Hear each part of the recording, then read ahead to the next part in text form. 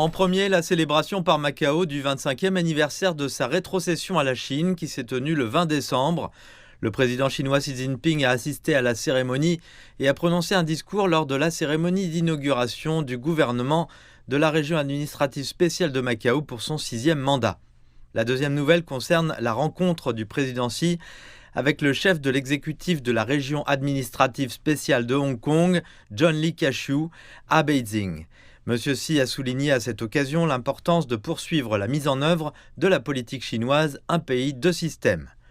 La troisième est l'accent mis par la direction centrale chinoise lors de son 3e plénum sur l'importance d'exploiter les forces institutionnelles de la politique un pays deux systèmes. Les dirigeants chinois ont mis l'accent sur la coopération entre Guangdong, Hong Kong et Macao.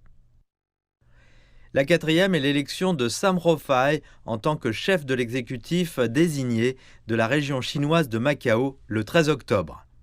Cinquièmement, les législateurs de Hong Kong ont adopté en mars le projet de loi très attendu prévu par l'article 23 de la loi fondamentale de Hong Kong qui met la ville à l'abri des failles en matière de sécurité nationale. La sixième est l'ouverture de la liaison Shenzhen-Zhongshan dans le Guangdong en juin et celle de la liaison Huangmaohai, un nouveau projet majeur de passage maritime dans la région de la Grande Baie en décembre. La septième nouvelle est l'accord signé entre la partie continentale de la Chine, Hong Kong et Macao pour développer des liens plus étroits dans le domaine du commerce des services, dans le cadre de l'accord amendé de partenariat économique plus étroit. La huitième concerne la zone de coopération en profondeur Guangdong-Macao à Hangzhou, dans la province du Guangdong. Elle a officiellement commencé à fonctionner en circuit fermé le 1er mars et la partie continentale de la Chine a rétabli les permis d'entrée multiples à Hong Kong pour les résidents de Shenzhen à partir du 1er décembre.